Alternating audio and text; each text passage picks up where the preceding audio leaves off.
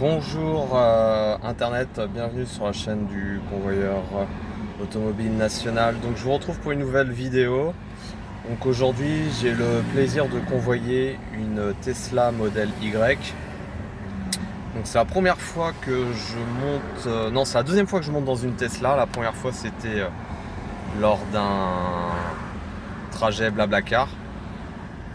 Et là cette fois-ci donc en tant que convoyeur. Donc ce qui est assez agréable en tout cas, c'est que je vous montre, regardez, j'accélère pas parce que j'ai mis la voiture au régulateur et en fait donc je me suis mis à 90 et en fait la voiture va réguler sa vitesse en fonction de la vitesse du véhicule de devant. Donc ça, il y a beaucoup de marques qui le font. BMW le fait, Renault aussi je crois le fait. Et ce qui est vraiment cool, c'est que voilà, donc ça réaccélère devant, donc la voiture réaccélère automatiquement. Et même si devant ça freine brusquement, et ben la voiture va réadapter automatiquement sa vitesse sans que j'ai besoin d'intervenir. Bien sûr, je peux tout de suite reprendre, on va dire, le contrôle en appuyant sur la pédale de frein et ça va enlever tout de suite le régulateur. Mais là, pour l'instant, j'ai rien besoin de faire, c'est tout. Et là, je vous montre en direct live. Regardez, hop. Là, elle a freiné tout de suite.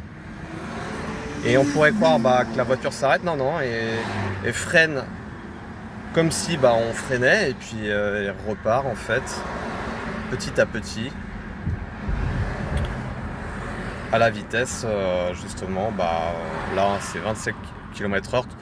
Parce que je pense que, voilà, elle doit calculer la vitesse du véhicule de devant et en fonction de la vitesse du véhicule de devant déterminer, je pense, la distance de sécurité adéquate.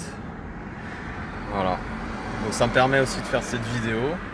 Ce qui est rigolo, c'est qu'il y a un petit bouton ici et on voit en fait les voitures sur les côtés, à gauche, à droite, derrière. Donc ça, c'est vraiment chouette, ça fait un peu flic de faire ça. Et après voilà, c'est un modèle qui est très épuré. Voilà.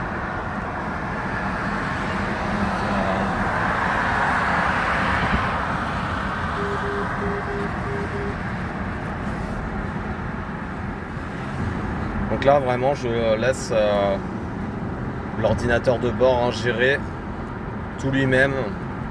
Alors si j'avais quand même quelque chose à dire sur ces fonctionnalités intelligentes autonomes, c'est que parfois on peut se retrouver bloqué. Par exemple, si je dis n'importe quoi, on est à une vitesse de 130 et qu'on se retrouve derrière un camion pardon, qui a 90-100, et en fait à aucun moment la voiture va nous dire il faut penser à doubler pour rattraper une vitesse de 130. Non.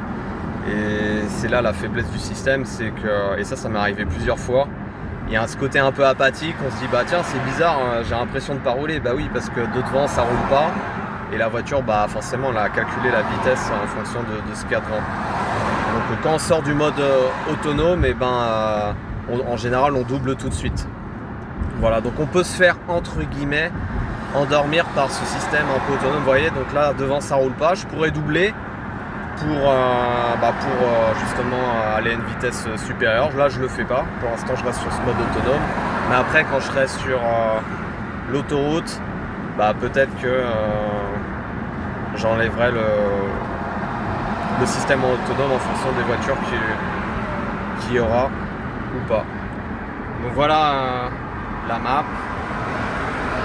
Donc j'ai calculé mon itinéraire jusqu'à l'adresse du client. D'ailleurs il m'a appelé, je vais fermer un peu la fenêtre parce que ça fait du bruit.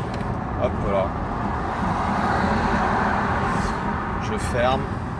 Voilà, tac. Ouais, donc le client m'a appelé avant midi, il voulait savoir si je prenais bien en charge sa voiture. Je lui ai dit oui monsieur, il n'y a pas de problème.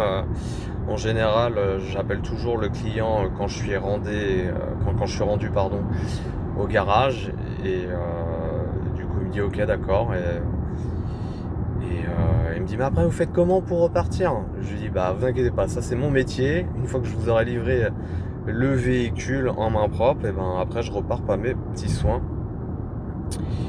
Et Non, c'était cool de discuter un peu comme ça avec le client. Et puis je peux comprendre hein, qu'on a un véhicule comme ça, qu'on a entre guillemets vite en vite de retrouver sa tuture, sa voiture. Je sais pas combien ça coûte, mais ça doit. De toute façon c'est simple, hein, moi je peux pas me payer ce genre de voiture à l'heure actuelle. Mais bon, de par l'activité, vous voyez, c'est ça qui est sympa avec l'activité de convoyage, c'est qu'on a la possibilité de conduire quand même des voitures premium. Et donc avant de quitter le garage, en fait le bonhomme m'a dit pensez quand même à faire une recharge, parce que moi je me dis mais ça va le faire, je vais pouvoir faire les 407 km sans recharge. Il me dit pas sûr et tout, avec la clim et tout. Et du coup en fait vous programmez votre itinéraire du point A jusqu'au point B. Qu'est-ce qu'il me met là? 70. Ah c'est 70. Non c'est 70. Étonnant. Et du coup vous programmez votre itinéraire du point A au point B. Et l'ordinateur va vous calculer si vous avez besoin ou non de recharger, d'après ce qu'il m'a expliqué. Et donc là c'est programmé pour qu'à en gros dans 1h56 au bout de 223 km, et je devrais faire une recharge d'à peu près 20 minutes à Saintes. Voilà.